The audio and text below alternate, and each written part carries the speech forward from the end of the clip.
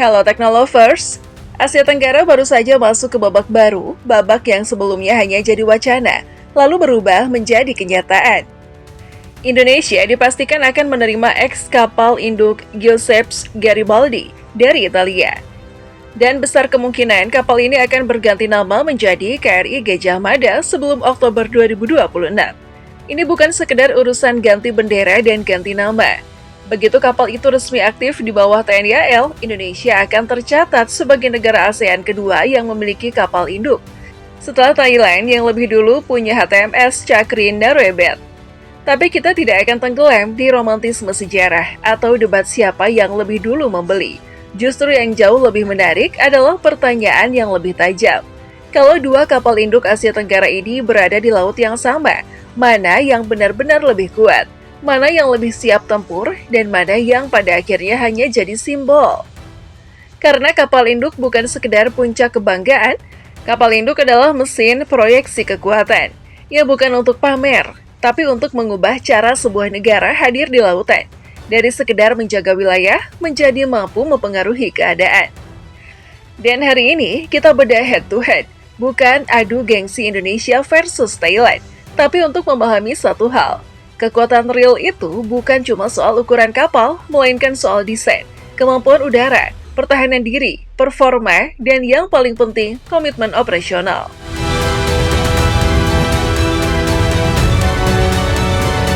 Satu. Bukan soal siapa punya duluan, soalnya siapa yang siap berperang hari ini. Thailand sudah lebih dulu punya kapal induk lewat HTMS Cakri Naruebet. Indonesia akan menyusul dengan ex-Giuseppe Garibaldi, yang kelak diproyeksikan menjadi KRI Gajah Mada. Tapi urutan siapa duluan itu sebenarnya tidak menjawab apapun. Pertanyaan intinya adalah, kalau dua kapal ini berlayar hari ini, misalnya di Laut Natuna atau Laut Andaman, mana yang lebih siap tempur? Mana yang benar-benar bisa jadi pusat kekuatan laut? Mana yang bisa mengangkat operasi udara dari laut sebagai alat tekanan strategis? Karena punya kapal induk itu jujur saja seringkali mudah secara politik. Tinggal pengadaan, peresmian, upacara, lalu headline. Tapi mengoperasikan kapal induk secara efektif itu cerita lain. Di situ ada biaya, ada jam terbang, ada kesiapan personel, ada doktrin, ada pemeliharaan, ada logistik, dan ada ekosistem pendukung yang tidak bisa dibangun dalam semalam. Jadi, sebelum kita bicara siapa yang lebih hebat, kita harus memegang satu prinsip. Kapal induk itu bukan cuma objek, ia adalah sistem. 2. Tonnage dan desain. Beda kelas, bukan beda tipis. Kita mulai dari hal yang paling mudah diukur, tonnage dan desain. HTMS Cakri Naruebet sekitar 11.400 ton full load. Giuseppe Garibaldi sekitar 14.000 ton full load. Di atas kertas, orang mungkin bilang selisihnya cuma beberapa ribu ton. Tapi di dunia kapal perang, selisih ini terasa seperti beda kelas. Tonnage itu bukan sekedar angka. Tonnage adalah indikator seberapa banyak ruang hidup yang kapal miliki untuk menjalankan perannya. Garibaldi yang lebih berat berarti, secara umum, ia punya peluang lebih besar untuk deck space yang lebih lega untuk operasi, hanggar yang lebih mudah menampung kombinasi aset udara, cadangan bahan bakar yang lebih besar, fleksibilitas konfigurasi untuk menata ulang kebutuhan misi. Lalu kita masuk ke konsep yang sering luput dibahas. Freeboard, ketinggian lambung dari garis air ke dek utama. Dengan freeboard yang lebih tinggi dan desain yang lebih militer-oriented, untuk operasi intens, Garibaldi memberi ruang lebih besar untuk menyimpan kebutuhan perang, dari aviasi, spare part, hingga penataan internet yang mendukung tempo operasi tinggi.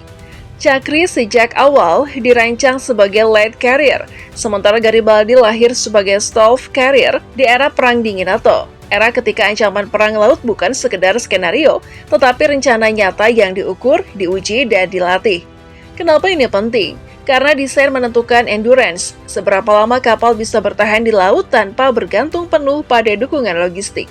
Endurance menentukan apakah kapal induk hanya bisa muncul sebentar atau bisa bertahan sebagai kekuatan yang terus-menerus menekan situasi.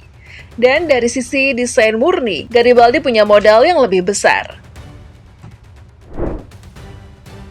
3. Kapasitas udara. Jantung kapal induk adalah air wing. Kita masuk ke jantung kapal induk, air wing. Tidak ada air wing yang bermakna. Kapal induk kehilangan identitasnya. Kapal induk bukan kapal perang biasa. Ia hidup dari kemampuan meluncurkan dan mendukung operasi udara dari laut. Chakri dulu pernah membawa FV-BS Harrier. Itu fakta penting. Tapi realita hari ini, Harrier itu sudah tidak lagi operasional di Chakri. Akibatnya, dalam praktik, Chakri lebih sering beroperasi hampir murni sebagai helikopter karier. Helikopter karier itu tetap punya nilai, bisa mendukung transport, SAR, bantuan bencana, operasi maritim, hingga misi anti kapal selam. Tapi, kalau kita bicara proyeksi kekuatan udara dalam konteks yang agresif, kemampuan menghantam, menekan, atau mengontrol area, maka absennya fixed wing operasional membuat peran Chakri lebih terbatas. Garibaldi berbeda, memang ia pensiun dari Angkatan Laut Italia, tapi desainnya masih memberikan spektrum operasi yang lebih luas, yang mampu mengoperasikan helikopter anti-submarine, warfare atau ASW, helikopter serbu atau multi-role, dan secara teori, platform fixed wing yang dinafalkan, STOVL, tergantung arah kebijakan dan kesiapan Indonesia. Namun justru di era sekarang, ada satu kata yang mulai mengubah permainan, drone. Jika Indonesia tidak mengoperasikan jet STOVL sekalipun, Garibaldi tetap bisa menjadi platform yang kuat sebagai drone carrier. Dalam perang laut modern, drone bukan sekedar kamera terbang, drone bisa menjadi sensor, pengintai, pengganggu elektronik, bahkan platform serangan. Dan tren global menunjukkan satu arah, perang makin drone-centric. Di titik ini, ukuran dan ruang Garibaldi memberi ruang adaptasi yang lebih besar. Chakri dengan keterbatasan ruang dan sistem pendukung akan lebih sulit untuk di-upgrade ke konsep operasi drone yang lebih kompleks. Dan dalam konflik modern, seringkali yang menang bukan yang paling besar, tetapi yang paling cepat beradaptasi. 4. Sistem pertahanan diri. Kapal induk memang butuh escort, tapi tak boleh telanjang. Ada satu kalimat klasik, kapal induk tanpa pengawal adalah target besar. Itu benar. Dalam doktrin ideal, kapal induk selalu bergerak sebagai bagian dari carrier strike group. Ada frigate, destroyer, kapal selam, kapal logistik, dan lapisan pertahanan berlapis. Tapi tetap, kapal induk harus punya self-defense. Karena medan perang tidak selalu ideal. Ada situasi di mana formasi terpisah, ada gangguan, ada perubahan intel, ada skenario worst case yang memaksa kapal bertahan sendiri sementara. Garibaldi membawa sistem rudal anti-udara jarak menengah dan Close-in Weapon System atau CIWS. Artinya, ia punya lapisan pertahanan yang lebih tebal terhadap ancaman udara dan rudal yang menerobos. Chakri lebih minimalis. Dalam bahasa sederhana, jika dua kapal ini berdiri sendiri tanpa pengawal, Garibaldi punya peluang bertahan yang lebih baik karena punya lapisan proteksi yang lebih serius. Sekali lagi, kita tidak sedang menyalahkan Chakri, kita hanya menaruh dua kapal di meja yang sama, lalu mengukur apa adanya. 5. Kecepatan dan proyeksi kekuatan. Selisih kecil bisa jadi penentu hidup mati. Kecepatan maksimum Garibaldi berada di kisaran 30 knot, Chakri sedikit di bawahnya. Dalam obrolan biasa, orang mungkin bilang, cuma beda sedikit. Tapi di operasi laut, perbedaan beberapa knot itu bisa menentukan siapa yang lebih cepat masuk area konflik, siapa yang lebih cepat keluar dari zona ancaman rudal, siapa yang lebih cepat repositioning ketika intel berubah, siapa yang bisa menjaga jarak ideal dari ancaman sambil tetap mengendalikan area operasi. Garibaldi dibangun untuk tempo operasi intens dalam kerangka NATO. Mesin, performa, dan filosofi desainnya memang diarahkan untuk situasi yang menuntut mobilitas dan keberlanjutan. Sementara Chakri, dari pola operasionalnya tidak benar-benar rutin digunakan dalam deployment intensitas tinggi jangka panjang. Ini bukan kritik emosional, ini fakta pola penggunaan yang selama ini terlihat. 6. Faktor paling krusial, realita operasional, kekuatan kapal induk ada pada komitmen negara. Sekarang kita masuk ke bagian paling sensitif, sekaligus paling menentukan. Kekuatan kapal induk bukan pada bajanya, tetapi pada negara yang berdiri di belakangnya. Thailand punya kapal induk hampir 30 tahun, tetapi jarang berlayar penuh sebagai platform proyeksi kekuatan udara. Kenapa? Karena kapal induk itu mahal, operasi mahal, airwing mahal, maintenance rumit, dan ketika anggaran serta prioritas nasional tidak menempatkan kapal induk sebagai alat strategis utama, maka kapal itu dengan mudah berubah fungsi menjadi simbol, atau lebih sering digunakan untuk misi non-tempur seperti bantuan bencana, pelatihan, dan kehadiran diplomatik. Indonesia harus belajar dari itu. Jika Garibaldi KRI Gajah Mada hanya jadi simbol, maka Indonesia hanya menyalip Thailand dalam ukuran. Kita punya kapal lebih besar, tetapi efek strategisnya tidak jauh berbeda.